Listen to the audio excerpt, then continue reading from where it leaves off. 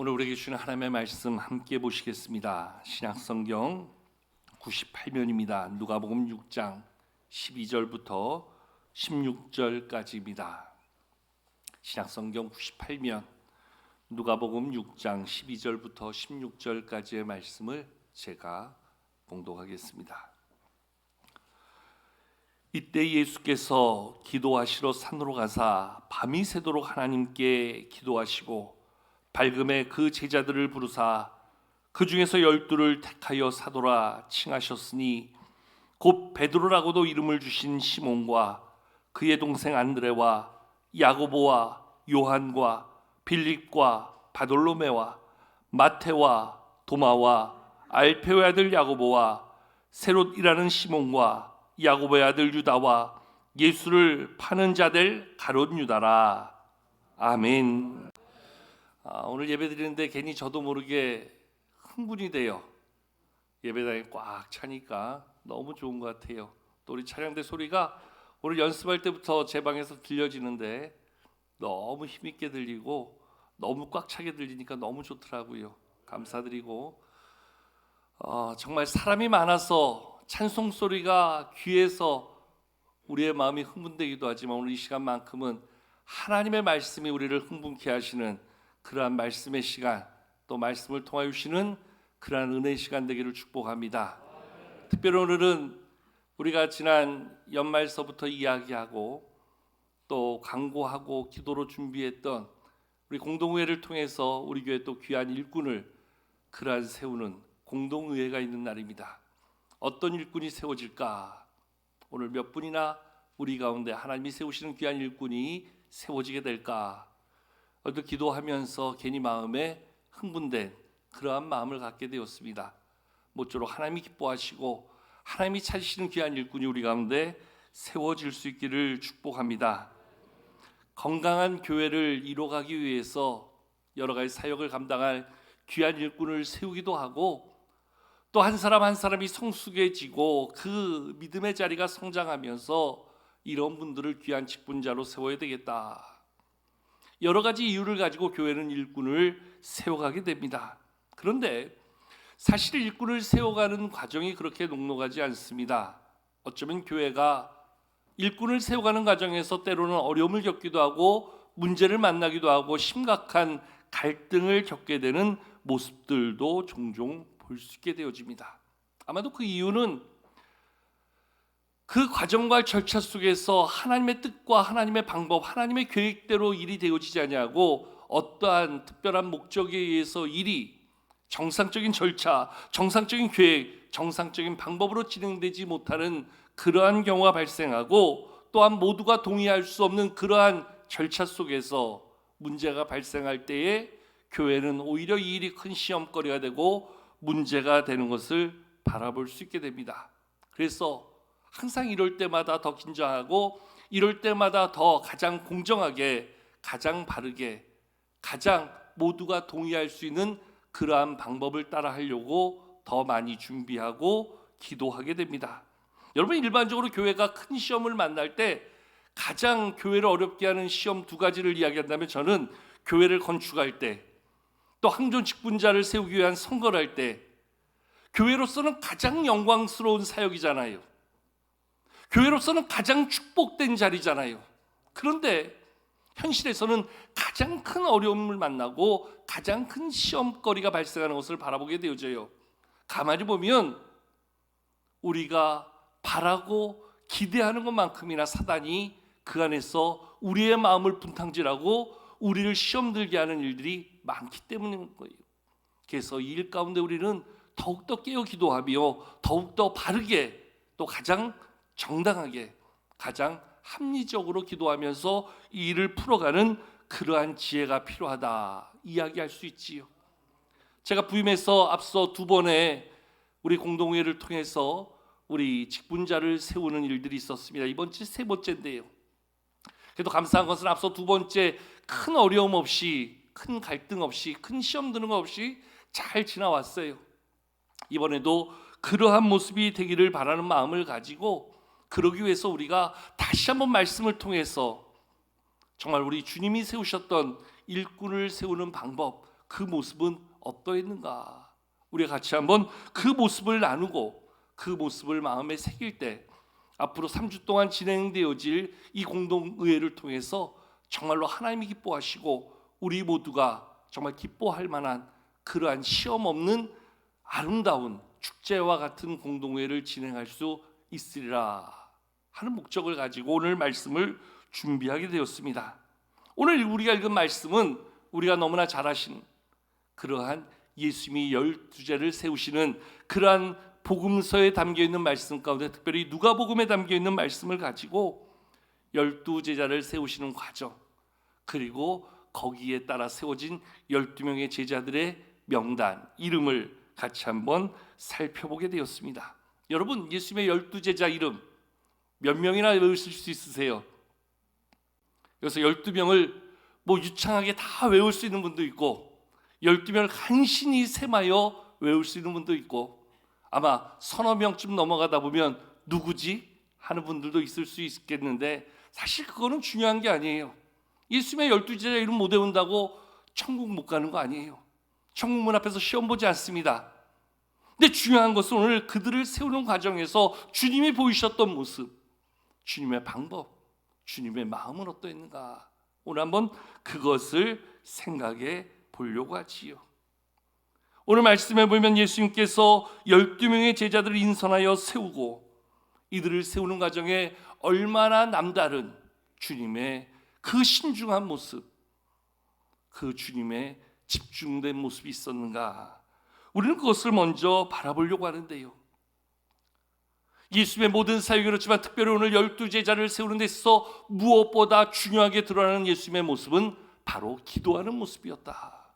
말씀 우리 가운데 그것을 보여주고 있어요. 기도로 시작했던 하나님의 귀한 사역 12제자를 세우는 일, 그것도 예수님의 얼마나 심혈을 기울인 그러한 기도가 있었는가. 자, 우리 본 말씀 12절을 한번 같이 한번 읽어보실까요? 12절을 함께 읽겠습니다. 시작. 이때 예수께서 기도하시러 산으로 가사 밤이 새도록 하나님께 기도하시고. 아멘. 예수님께서 기도하시러 산으로 가셔서 밤이 새도록 하나님께 기도하셨대요. 그리고 나서 하신 게 12제자를 세우시는 일이었어요. 예수님께서는 제자들을 세우기 전에 우선순위로 먼저 하신 일, 중요하게 여기신 일, 그만큼 가치 있게 이루신 일이 바로 기도의 자리로 나아가는 것이었다. 이렇게 말씀해 줍니다. 특별히 오늘 예수님의 그 기도를 보면 우리식으로 표현한다면 산기도를 이야기하고 있어요. 산으로 가셔서 기도하셨대요. 그리고 오늘 예수님은 밤이 새도록 하나님께 기도하셨대요. 어떤 기도예요? 철야 기도예요. 밤이 새도록 철야 기도하셨대요. 여러분, 성경이 예수님의 모습을 왜 이렇게 구체적으로 이야기할까요? 그만큼 예수님은 세상의 모든 것 내려놓고 오직 하나님께 집중하며 기도하시고 밤이 새는 그 깊은 밤 오직 하나님을 상대하여 기도로 하나님께 나아가셨던 것을 말씀 우리 가운데 보여주고 있지요. 그만큼 마음에 전부를 하나님 앞에 내어놓고 하나님께 집중하여 기도하셨다. 이 말씀을 바꿔 말하면 그만큼 제자를 세우는 일은 우리 예수님에게도 이러한 막중한 기도의 자리가 필요했고 기도의 모습을 이루시는 사역이었다 하는 사실을 말씀은 보여주고 있어요. 제가 여러분들에게 한번 여쭤보고 싶어요. 여러분들은 주로 언제 기도합니까? 얼만큼 기도합니까? 더 나아가 무엇 때문에 기도합니까? 오늘 예수님의 기도의 모습과 한번 우리의 기도의 삶을 한번 비교해 볼 필요가 있겠지요. 많은 사람들이 기도한다고 하면 거의 대다수 첫 번째는 밥 먹을 때 기도할 겁니다. 귀한 양식 주시면 감사해서. 두 번째로 보통 사람들 기도하면 주로 문제가 생길 때 기도할 것입니다. 내 힘으로 감당할 수 없는, 나의 능력으로 해결할 수 없는 수많은 문제 앞에서 우리는 하나님께 매달리게 될 때 전적으로 우리의 문제를 내어놓고 하나님 앞에 도와달라, 해결해달라고 하나님의 응답을 구하며 기도할 때가 그 어느 때보다 많은 그러한 전적인 기도의 자리, 기도의 시간이 아닐까 생각해 보게 됩니다. 문제를 만남으로 기도하는 것, 그것도 너무나 귀한 일이지요. 근데 오늘 예수님의 기도를 보면 그저 단순한 문제 때문에 기도하는 것이 아니라 주님의 귀한 사역을 위하여서, 특별히 주님의 그 기도를 보면 언제나 사역 앞에서 늘 일상적으로 기도로 모든 일을 시작하고 기도로 모든 것을 마치는, 그래서 하루의 사역을 마치고 나서 예수님은 늘 산으로 가셔서 기도하셨던 모습을 보여주시고, 또한 새벽 미명에 일어나시면 예수님은 친히 하나님 앞에 기도로 하루의 일과를 시작하셨던 그러한 기도의 모습을 우리 가운데 보여주고 있지요. 우리는 어떻게 기도합니까? 하루의 일과를 시작하면서 기도합니까? 하루의 삶을 마치고 기도합니까?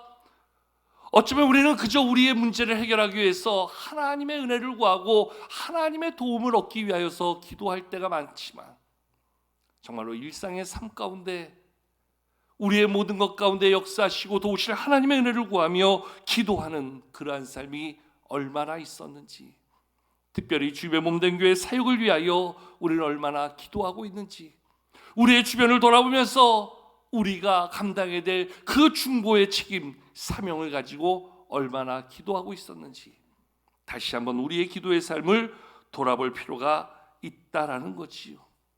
특별히 오늘 말씀에서 예수님은 12제자를 세우기 위하여서 산으로 가셨어요. 이것은 모든 관계, 모든 삶을 다 잠시 단절하고 하나님께만 집중했다는 사실을 보여주지요. 밤이 새도록 기도했다는 것은 하나님께 그만큼 깊이 매달리고 하나님을 만나는 시간이 있었다는 것을 이야기하지요. 앞서도 말씀드린 것처럼 이렇게 기도하셨던 것은 그만큼 12제자를 세우는 일이 그만큼 막중했다라는 거지요. 여러분, 우리가 하는 말 중에서 그런 말이 있어요. 인사가 만사다. 교회도 마찬가지 아니겠습니까? 어떠한 사람이 세워지고 어떠한 사람이 주의 일꾼 되어지냐에 따라서 교회에 명암이 갈릴 수 있고요, 교회의 사역이 달라질 수 있고요, 교회의 헌신의 가치가 새로워질 수 있다. 우리가 생각해 보면 우리도 지난 한 주간 기도의 주간을 선포하고 모든 예배, 모든 사역의 자리에서 함께 기도했던 우리 성도님들의 기도, 정말 기도로 일꾼을 세우지 않으면 우리는 그저 사람의 겉으로 드러나는 조건, 겉으로 풍겨지는 모습에서 사람을 판단하고 선택하는 그러한 실수를 범할 수 있기에, 오늘 여러분들 마지막 그 공표하는 그 순간까지도 우리의 마음은 기도하는 마음으로 하나님의 지혜를 구함이 마땅할 줄로 생각이 되어집니다. 특별히 오늘 말씀에 보면 예수님께서 12제자를 세우시는 과정이, 말씀은 이렇게 기록되어져 있는데 우리 13절 한번 같이 한번 읽어보실까요? 13절 함께 읽겠습니다. 시작. 밝음에 그 제자들을 부르사 그 중에서 12를 택하여 사도라 칭하셨으니. 아멘. 오늘 말씀해 보니까 밝음에 이제 날이 밝았다는 거지요. 그 제자들을 부르사 그 중에서 12를 택하여 사도라 칭하셨다. 이것은 오늘 제자를 세우는 과정에서 전적인 예수님의 선택과 예수님의 계획 속에서, 예수님의 주권 속에서 이 12제자가 세워지게 되었다 하는 사실을 보여주고 있어요. 이 말씀을 보면 제자는 누구도 자원하여 제자의 길을 걸어가는 것이 아니라는 거지요. 전적인 예수님의 선택, 전적인 예수님의 의지에 의해서 세워진 자들이라 일할 수 있는 것이지요. 그러면서 사역의 자리는 전적인 하나님의 주권 하에서 이루어진 그러한 역사다. 12제자를 세우시고 지금도 하나님의 일꾼을 세우시고 세워진 일꾼에게 하나님의 일이 주어지는 것 역시 전적인 하나님의 주권 아래서 이루어지는 것이다. 그런 의미에서 보면 지금도 마찬가지 아니겠어요? 내가 하고 싶다고 해서 되는 것 아니에요. 또한 반대로 내가 싫다고 해서 안 할 수 있는 것 아니에요. 하나님이 쓰시고자 하시는데, 하나님이 세우시는데, 하나님의 일을 위하여서 하나님이 찾으시고 세우시는데 그거를 뛰어넘을 자가 어디 있으며 그것을 거절할 자가 어디 있겠냐는 거지요. 저는 마태복음 21장에 그 예수님이 예루살렘 입성에 지난번에 말씀드렸지만 나귀 한 마리 쓰시는 것까지도, 예수님이 타실 나귀를 아무 나귀나 쓰시지 아니하고 말뚝에 매여 있는 나귀 새끼를 데려오라. 주인이 왜 가져가느냐 물으면 우리 주님이 쓰시겠다 하라. 그러면 내어줄 것이다. 여러분, 나귀 새끼 하나까지도 특별하게 구별하여 쓰시는, 교회 가운데 쓰시는 그러한 예수님이라면 우리 가운데 세우시는 일꾼 결코 아무렇게나 아무나 세워서 쓰시지 않는다는 거지요. 그러니까 하나님의 계획을 뛰어넘어서 내가 하고 싶다고 할 수 있는 사람도 없을 뿐더러 또 하나님이 쓰시고자 하는데 나는 못합니다 말할 수 있는 사람도 없어야 한다는 거지요. 제가 늘 강조해서 이야기하지요. 우리에게 감당할 만한 시험을 주신다는 것처럼 우리에게도 감당할 만한 능력을 주시는 분이 바로 우리 하나님이시라는 거예요.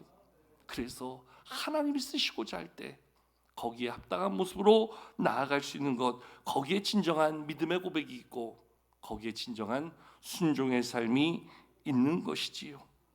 성경에 보면 실제적으로 예수님을 따라가면서 나도 예수님을 따르는 자 되겠습니다, 바꿔는 나도 예수님의 제자의 삶을 살겠습니다 말했던 한 서기관이 있어요. 그런데 그러한 사람을 향해서 예수님이 어떻게 반응하셨을까요?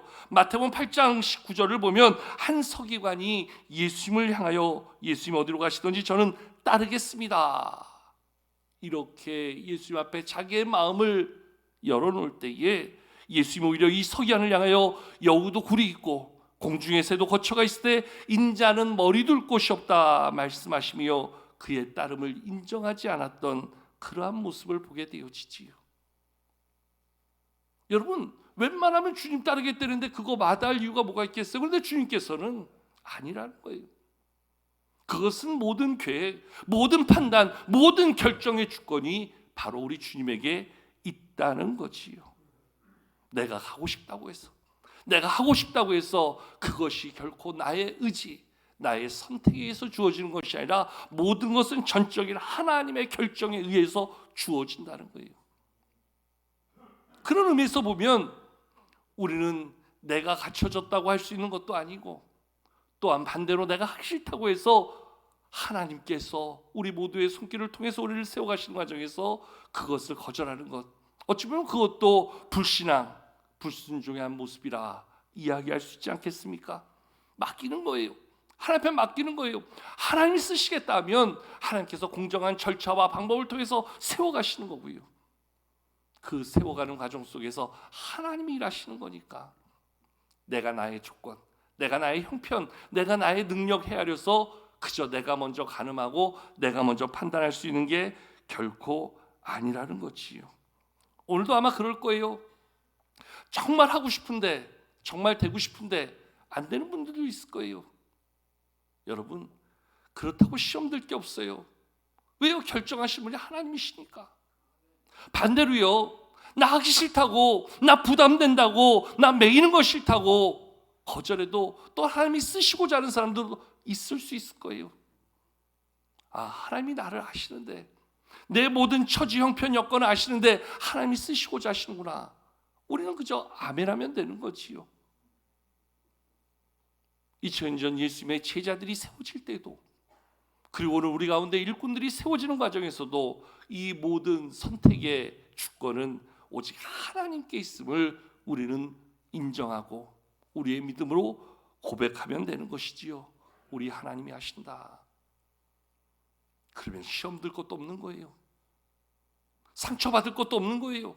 하나님이 필요하신 대로 하나님의 계획 가운데 하나님이 쓰시고자 하는 사람을 세운다고 한다면, 이번에 장로님들을 5분 세우려고 하는데 몇 분이 세워질지 모르겠어요.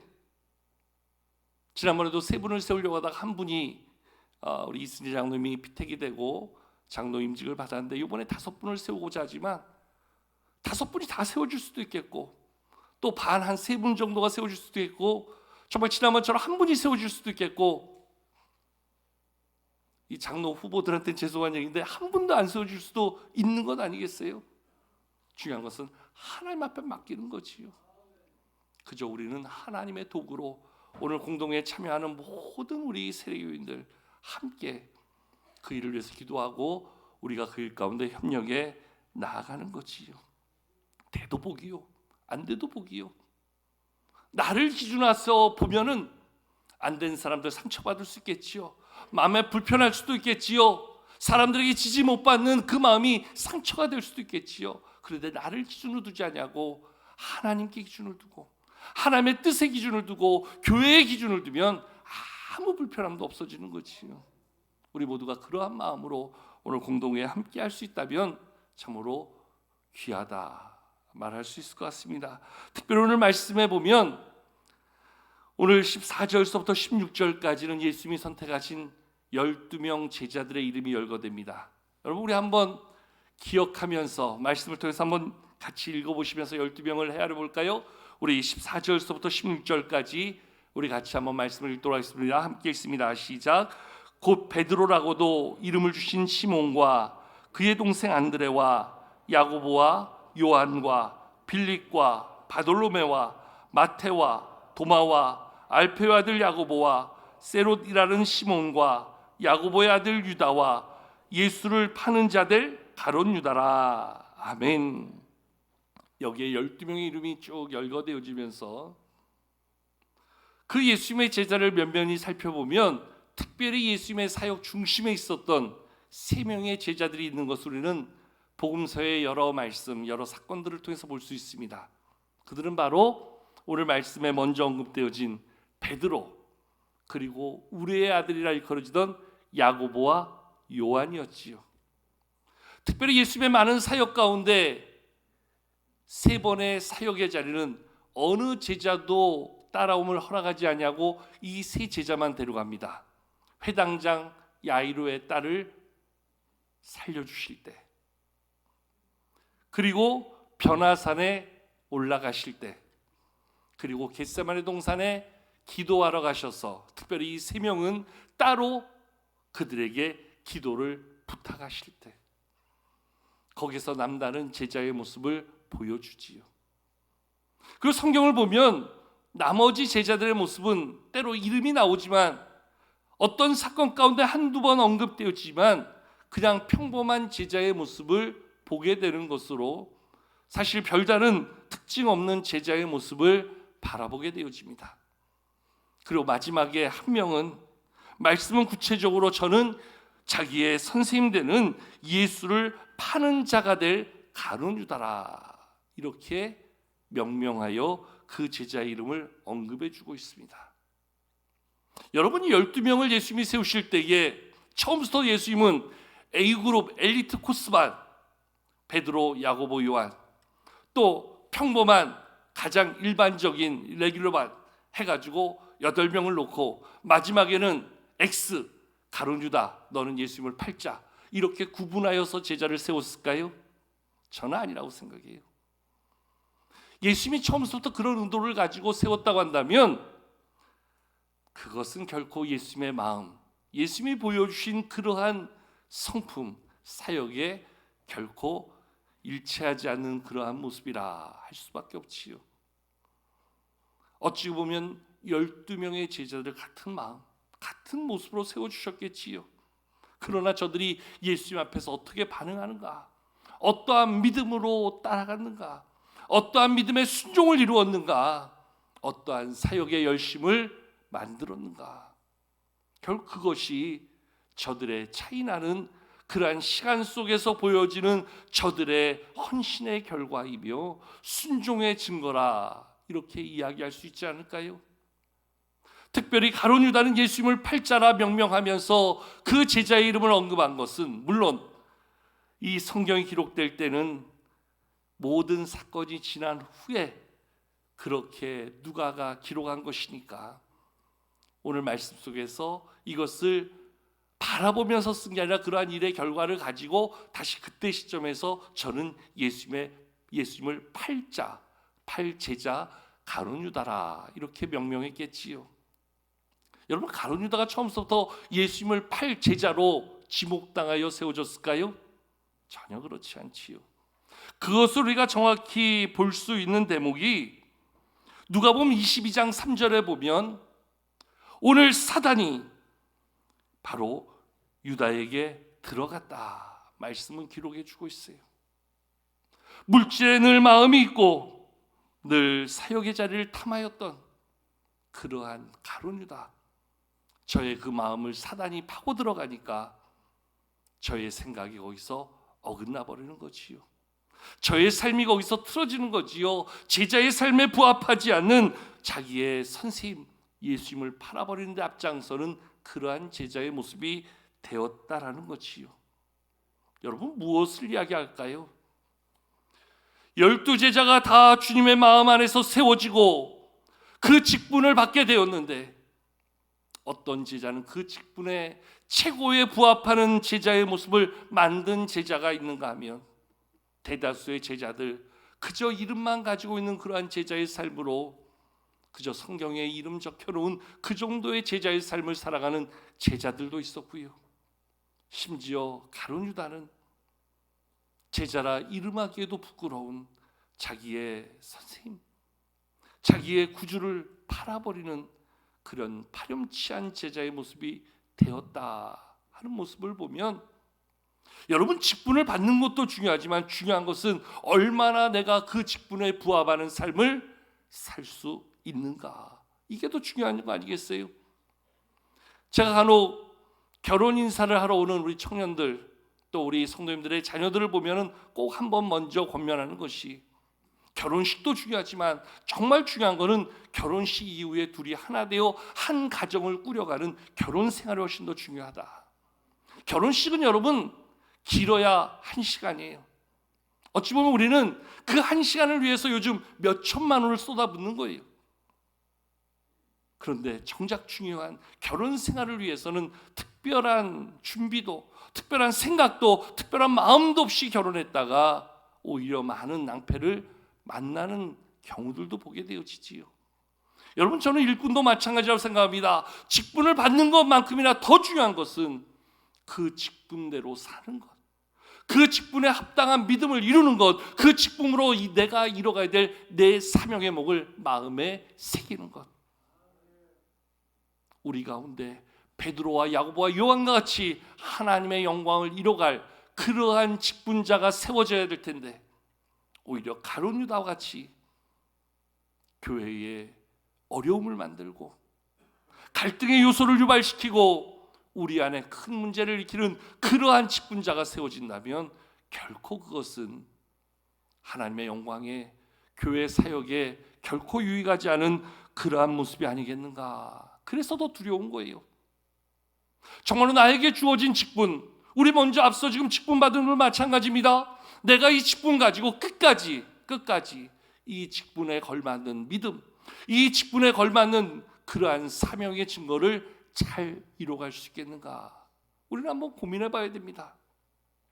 수년 전 제 장모님이 하나님의 부르심을 받고 장례를 모시고 이제는 장례 후에 그 한 추모공원에 장모님의 유해를 모시게 되었는데요, 거기가 이제 기독교관이라고 해서 다 교회 다니는 사람들 위주로 거기 안에 홀에 모셔져 있어요. 그래서 가보면 바로 위에는 뭐 집사님이 계시고 옆에는 목사님이 계시고 그 아래는 한 권사님이 계시고 두루두루 모든 직분자들, 또 어떤 분들은 직분 없이 그냥 성도란 이름으로 계신 분도 계신데요, 한 번씩 들릴 때마다 거기에 있는 분들의 이름을 한번 쭉 돌아보면서 거기 써져 있는 직분을 생각해 봅니다. 하나님께서 보실 때 얼마나 목사답게, 얼마나 장로답게, 얼마나 권사 안수입사답게 그들의 삶의 모습이 그 안에 담겨 있을까. 그러면서 저 자신을 보는 거지요. 저도 나중에 그 모습이 되면 제가 담길 유골함에 그렇게 쓰여지겠지요.